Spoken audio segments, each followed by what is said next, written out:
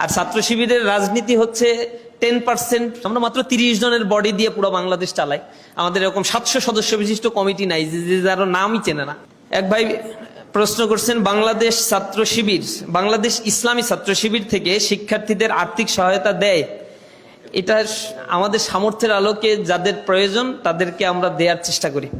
ভার্সিটির হল পেতে সাহায্য করে, এটা তো ইউনিভার্সিটি কর্তৃপক্ষ আপনাকে অফার করবে, আপনি মেধার ভিত্তিতে হল পেয়ে যাবেন। আমরা যেটা করি, অনিয়ম যেন না হয় সেটার চেষ্টাটা করি। গণরুম, গেস্ট রুম কালচারগুলো ভেঙে দেওয়ার জন্য চেষ্টা করি। মেধার ভিত্তিতে যেন সিট পায় সেই বন্দোবস্তটা আমরা শুধুমাত্র করতে পারি।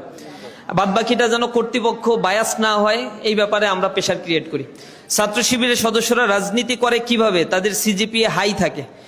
আমাদের রাজনীতির পাশাপাশি একটু পড়াশোনাও করতে হয়।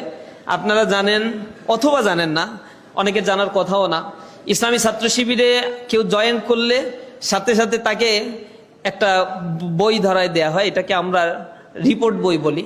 ওই রিপোর্ট বইয়ের মধ্যে 14টা 15টা কলাম থাকে।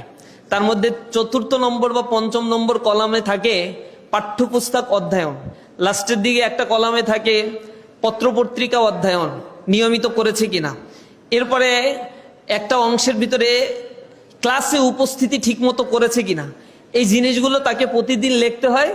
আর মাস শেষে একটা দিন তাকে ডেকে নিয়ে এসে পড়াশোনা, কোরআন হাদিস, নামাজ, এরপর হচ্ছে মানুষকে ভালো পথের দিকে আহ্বান জানানো, সেলফ ক্রিটিসিজম, এই কাজগুলো করেছে কিনা এগুলোর হিসাব কিতাব নেওয়া হয়।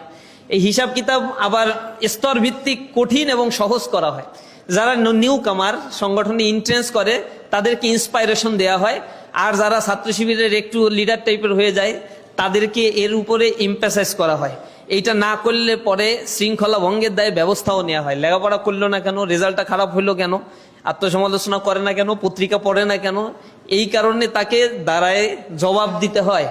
যার ফলশ্রুতিতে এই বেচারা তার জীবনের সময়গুলোকে ম্যানেজ করে চলতে বাধ্য হয় এবং সেই পেশারের মধ্যে তাকে নিয়ে আসা হয় যেটা তার বাবা মাও হয়তো কখনো কল্পনাও করতে পারে না। যার ফলশ্রুতিতে সংগঠন, অর্গানাইজেশনাল ক্যাপাসিটির পাশাপাশি তার এই জায়গাটা, একাডেমিক এক্সিলেন্সির জায়গাটা সে সমানতালে নিয়ে যেতে পারে, যেটা সংগঠন আমাদেরকে দিয়েছে। বিদায় সংগঠনের প্রতি আমরা ডেডিকেটেড হয়েছি। আমাদের এগুলা না দিয়ে যদি শুধু রাজনীতি করতে বলতো তাহলে এই সংগঠনে থাকাটা দুরূহ হয়ে যেত। আর ছাত্র শিবিরের রাজনীতি হচ্ছে 10%, 8 থেকে 10%। আর আমাদের এমনি ব্যক্তিকে গঠন করার কার্যক্রমটাই আমরা 90% ক্ষেত্রে করে থাকি। পলিটিক্যাল অ্যাওয়ারনেস প্রয়োজন আছে, কিন্তু অতিমাত্রায় পলিটিক্যাল অ্যাফিলিয়েশন আমরা পছন্দ করি না, প্রতিবাদ করি। যতটুকু রাস্তায় আমাদের দেখেন অতটুকু হচ্ছে আমাদের টোটাল কাজের হয়তো শিখে ভাগ 5 থেকে 7%-এর বেশি হবে না। বাদ বাকি ইন্টারনাল কার্যক্রমগুলো আমাদের অনেক বেশি। এখন ডাকসু ইলেকশন শেষ হলো, জাকসু চলছে। এখানে ডাকসুতে আলহামদুলিল্লাহ ছাত্র শিবির তো প্যানেল সহ বিজয় অর্জন করছে। জাকসুতেও আলহামদুলিল্লাহ প্যানেলের 90%-এর উপরে ইনশাআল্লাহ রেজাল্টের ফলাফল দিবে। আমরা আশাবাদী বিজয় অর্জন করবে ইনশাআল্লাহ। তো আলহামদুলিল্লাহ এখন রাকসু টাকসু এগুলাও আছে সামনে। তো এগুলো তো আমাদের রেগুলার কাজ, এক একটা শাখা বাস্তবায়ন করে। অন্য অন্য সংগঠনে দেখবেন যে টোটাল ফোর্স এখানে ইনভলভ, আর আমরা বাংলাদেশে ঘুরে ঘুরে এইসব প্রোগ্রাম করে বেড়াচ্ছি। তার মানে আমাদেরকে আসলে যে কোনো একটা জিনিসে এত বেশি কনসেন্ট্রেশন দিতে হয় না, কারণ ছাত্র শিবির একজন ছাত্রকে ছোট থেকেই একেবারে গ্রুমিং করে করে এমন ক্যাপাসিটি গ্রো আপ করে যে যার কাজ সেই করে। এর বাইরে অন্যদেরকে অযাচিত এক্সারসাইজ করতে ডাকাও হয় না কখনো। এরকম একটা কাজ আমার কেন্দ্রের 30 জন সেক্রেটারিয়েট মেম্বার আছে। আমরা মাত্র 30 জনের বডি দিয়ে পুরো বাংলাদেশ চালাই। আমাদের এরকম 700 সদস্য বিশিষ্ট কমিটি নাই যে যার নামই চেনে না, ওরকম সিস্টেম না আমাদের। তো এই 30 জনের মধ্যে 2 জন 3 জন ইনভলভ আছে এই কাজের জন্য। বাকিরা সারা দেশে ঘুরে ঘুরে এইসব প্রোগ্রাম আদি বা নিজেদের লেখাপড়া, নিজেদের কাজ নিয়েই ব্যস্ত আছে।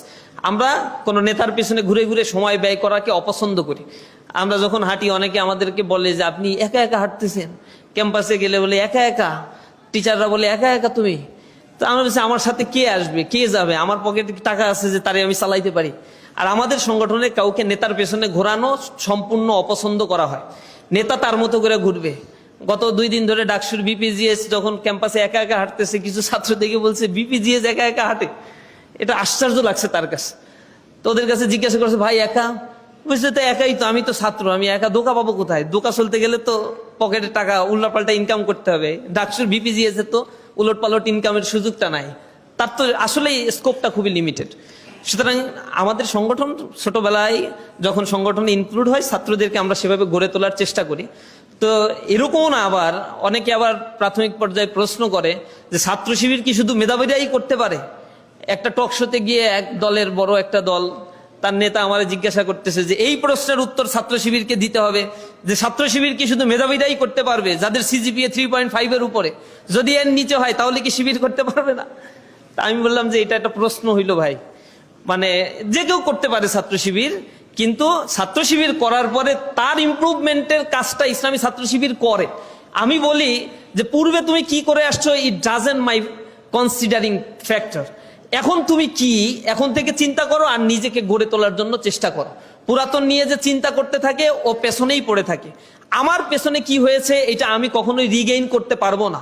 সুতরাং আমার জন্য বেটার অপশন হচ্ছে ভবিষ্যতে আমি আসলে কোন দিকে যাব সেটা নিয়ে আমাকে চিন্তা করা। অতটুকু চিন্তা করতে পারলেই হবে ইনশাআল্লাহ। তা আমাদের জনশক্তিকে আমরা এইভাবে পজিটিভ সেন্স নিয়ে গড়ে তোলার জন্য চেষ্টা করি।